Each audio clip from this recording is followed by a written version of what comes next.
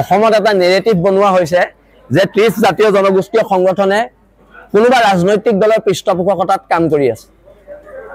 সামাজিক মাধ্যমত হওক ক'বাত হওক কেতিয়াবা ফেচবুকটো খুলি দেখো আমি বিজেপিৰ পৰা 10 কোটি টকা লৈছো বুলি কিছুমানে প্ৰচাৰ চলাইছে কিন্তু কথাটো স্পষ্ট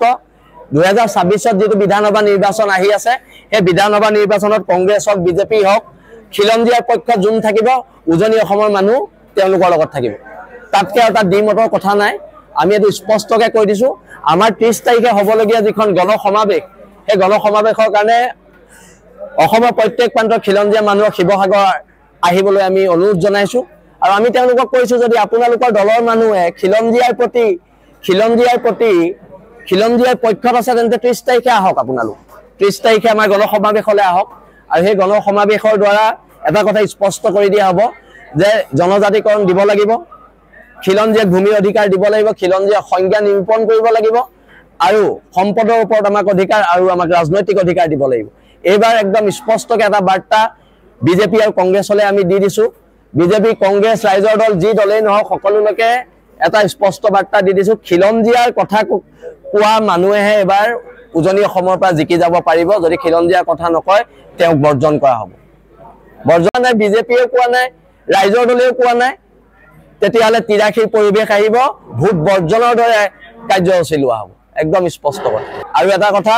বহিৰাগত হিন্দু বাংলাদেশী হওক বহিৰাগত মুছলমান বাংলাদেশী হওক আৰু বহিৰাগত যিখিনি মানুহ অসমত আহি আছে তেওঁলোকৰ বিৰুদ্ধে যিখন যুদ্ধ চলিছে এখন যুদ্ধ চলি যাব আৰু এই যুদ্ধক যদি কোনোবা হিন্দু মুছলমানৰ ৰূপ দিবলৈ চেষ্টা কৰে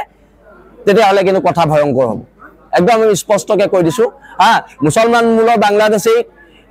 খেদিলে আমি যদি সাম্প্ৰদায়িক হওঁ আৰু হিন্দু বাংলাদেশী খেদিলে আমি যদি জাতীয়তাবাদী হওঁ এইটো কথা নহ'ব কথাবোৰ স্পষ্ট মুছলমান বাংলাদেশীও যাব লাগিব হিন্দু বাংলাদেশীও যাব লাগিব আমি কা আন্দোলন কৰি আমি জেল খাইছো কা আন্দোলন কৰি আমি আমাৰ ল'ৰা ঘুমিয়া হৈছে আৰু তাৰ পিছত কা আন্দোলন কৰি থাকোঁতে আমি জাতীয়তাবাদী আৰু তাৰ পিছত যেতিয়া আমি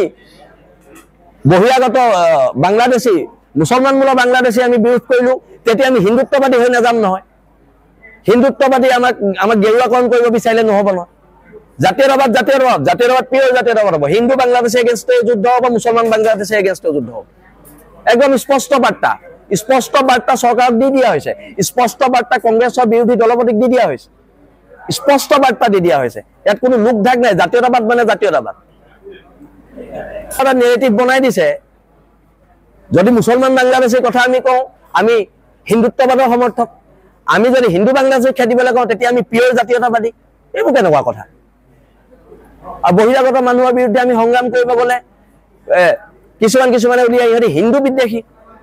জাতীয়তাবাদ কি আপোনালোকে অলপ পঢ়ি লওক পঢ়া শুনা কৰি লওক সেই ওপৰতে জাতীয়তাবাদ হ'ব আৰু জাতীয়তাবাদ উগ্ৰই হ'ব বিধানসভাৰ এটা বক্তব্য আৰু তাৰ পৰা 30টা জাতীয় জনগোষ্ঠীয় সংগঠনৰ ক্ষোভ সেই ক্ষোভৰ ওপৰত দাবী উত্থাপন হৈছিল যে দেৱব্ৰত শইকীয়া ডাঙৰীয়াই নিজৰ স্থিতিটো স্পষ্ট কৰিব লাগে আৰু তেখেতে নিজৰ স্থিতি স্পষ্ট কৰিছে আমাৰ ওচৰলৈ আহিছে যেতিয়া এটা মিছ আণ্ডাৰষ্টেণ্ডিং হৈছে কথা কৈছিলোঁ এটা বুজাত অলপ অসুবিধা হৈছে গতিকে যদি আমি আমাৰ দ্বাৰা যদি এই আমাৰ ল'ৰাহঁতৰ যদি অন্তত কোৱা দুখ দিছে তেতিয়াহ'লে মই এইটো আমি হেৰি কৰিছোঁ এইটো মই উঠাই লৈছোঁ আৰু তেনেকুৱা ধৰণৰ কোনো তেওঁ বক্তব্য সদনত ৰখা নাই বুলি আমাক কৈছে গতিকে এটা ভাতৃত্বপূৰ্ণভাৱেৰে খুব সুন্দৰভাৱে এটা আলোচনা হ'ল গতিকে আমাৰ যি দাবী আছিলে দাবীৰ প্ৰতি তেখেতে সহমত জনাইছে গতিকে তেখেতৰ প্ৰতি আমাৰ কোনো ধৰণৰ বিদ্বেষ ভাৱ নাই বিৰূপ ভাৱ নাই আৰু দ্বিতীয় কথা গৌৰৱ গগৈৰ লগত আমাৰ কোনো কথা নাছিলে খালি আমাৰ ক্ষোভ আছিলে আক্ষেপ আছিলে সেইকাৰণে কৈছিলোঁ যদি কংগ্ৰেছ দলে খিলঞ্জীয়াৰ পক্ষত নাই তেতিয়াহ'লে কংগ্ৰেছ দলৰ সভাবিলাক আমি বৰ্জন কৰিম বা ইয়াত পাতিবলৈ দিয়া পৰিৱেশ নাথাকিব তো তেখেতলোকে কৈছে নহয় আমি খিলঞ্জীয়াৰ পক্ষত আছোঁ ৰাইজৰ পক্ষত আছোঁ গতিকে সভা পতাৰ আমাক কোনো কৰিবলগীয়া নাই ক'বলগীয়াও নাই গতিকে এটা সুন্দৰ আলোচনা হ'ল আৰু আজিৰ পৰা এই ধৰণৰ কথা বতৰা আমি আগ নবঢ়াওঁ বুলি ভাবিছোঁ 30 অক্টোবৰৰ যিটো গণসমাবেশ আমি তাৰ কাৰণে আমি সকলোৱে লগ লাগি আমি মনোনিৱেশ কৰিম আৰু তেখেতলোকক আমি কৈছোঁ যে আপোনালোক যদি প্ৰকৃতপক্ষে খিলঞ্জীয়া পক্ষত আছে তেতিয়াহ'লে 30 অক্টোবৰ যিখন গণসমাবেশ আপোনালোকৰ আদৰ্শত বিশ্বাসী মানুহবিলাককো সেই অৱক্ষণলৈ পঠাব 30টা সংগঠন নাই বুলি কোনে ক'লে বিভিন্ন অভিযোগ উঠিছে আৰু সোশ্যাল মিডিয়াত বিভিন্নজনে আপলোড কৰিছে নাই সোশ্যাল মিডিয়াত পংকজ দৰা বুলি গুৱাহাটীৰ এজন মানুহে যিটো কথা লিখে তেওঁ নগৈ গৈ বাতৰি দিছে তেওঁ সংগ্ৰামখনৰ গতিধাৰা নাজানে মানুহ কোন নাজানে সংগঠনৰ নাম নাজানে সিদিনা আমি প্ৰেছ মিটটো দিছিলোঁ 30টা জাতীয় জনগোষ্ঠীয় সংগঠনৰ হৈ তাত আমি দুজনো চাইন কৰিব পাৰোঁ এজনো চাইন কৰিব পাৰোঁ আজি এতিয়া 30টা জাতীয় জনগোষ্ঠীয় সংগঠনৰ মিনিমাম 28জন মানুহ আছে দুজন মানুহ নাই তেখেতৰ নামটো নাই সেইবুলি তাৰ অৰ্থ এইটো নহয় তেখেতলোক আমাৰ মাজত নাই 30টা জাতীয় জনগোষ্ঠীয় সংগঠনে আছে আৰু বাঢ়িবহে। এই গণসমাৱেশটো যে আপুনি দেখিছে, আজি বহুত মানুহ আহিছে, আমাৰ লগত কথাও পাতিছে, 30 তাৰিখে সংগ্ৰামখনত বাঢ়িব। খালি মই স্পষ্টভাৱে এটা কথা জনাইছোঁ, আমি কোনো ৰাজনৈতিক দলৰ হৈ কাম কৰা নাই, না বিজেপি, না AGP, না CPI, না কংগ্ৰেছ, আমি কাৰো দলীয় কাম কৰা নাই, আমি ৰাইজৰ হৈ কাম কৰিছোঁ, খিলঞ্জীয়া পক্ষৰ হৈ কাম কৰিছোঁ।